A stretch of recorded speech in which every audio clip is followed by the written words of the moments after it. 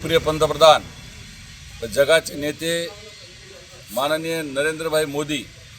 व या देशाचे कणखर गृहमंत्री माननीय अमितभाई शाह व आमचे महाराष्ट्राचे गृहमंत्री माननीय देवेंद्र फडणवीस साहेब ही सगळी मंडळी संवैधानिक पदावर आहेत आणि ही सगळी मंडळी देशाच्या सर्वोच्च पदावरची मंडळी आहेत। या नांदेड विधानसभेतल्या वंचित आणि बहुजन समाज पक्षाचे श्री फारुक अहमद यांनी काल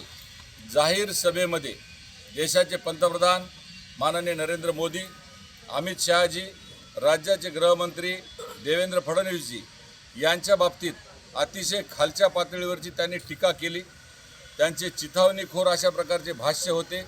समाजामध्ये धार्मिकतेची तेढ निर्माण करण्याचे भाष्य होते। हमारी उखाड़ लो, हमारा कोई बिगाड़ नहीं सकता अशा प्रकारची भाषा त्यांनी कायद्याला आव्हान दिलं,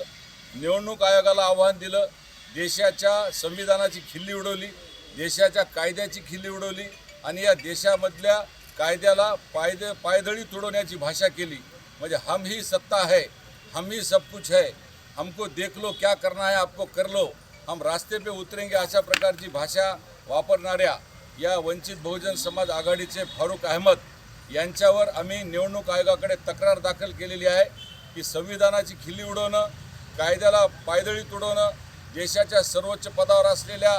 एक संवैधानिक दर्जावर असलेल्या सर्व माणसांच्या बाबतीत अतिशय खालच्या पातळीवरची भाषा वापरणं आणि जनतेमध्ये चिथावणीखोर वक्तव्य करून धार्मिक तेढ निर्माण करून जातीमधले भांडणं लावणं आणि निवडणूक आयोगाच्या कायद्याची पायमल्ली करणं अशा प्रकारची भाषा वापरल्याबद्दल त्यांची व्हिडिओ क्लिप आम्ही निवडणूक निर्णय अधिकारी माननीय जिल्हाधिकारी नांदेड यांना दिली व ते व्हिडिओ क्लिपची ती तपासणी करावी व यांची निवडणुकीची उमेदवारी रद्द करावी, त्यांच्यावर गुन्हा दाखल करावा व या पद्धतीने महाराष्ट्रामध्ये अनेक ठिकाणी अशा पद्धतीने धार्मिक तेढ निर्माण करण्याचा ज्या ठिकाणी प्रयत्न झाला त्या ठिकाणी त्या उमेदवाराची निवडणूक रद्द करण्यात आलेली आहे। हे पण आम्ही कलेक्टर महोदयांना आठवण करून दिलेली आहे। आम्ही आमच्या लिखित स्वरूपामध्ये निवेदनामध्ये माननीय जिल्हाधिकारी निवडणूक अधिकारी माननीय अभिजित राऊत नांदेडचे यांना मी आणि माझ्या संपूर्ण सहकाऱ्यांच्या वतीनं त्यांच्यावर गुन्हा दाखल करावा व अशा पद्धतीचं चिथावणीखोर वक्तव्य करणाऱ्याच्या विरोधात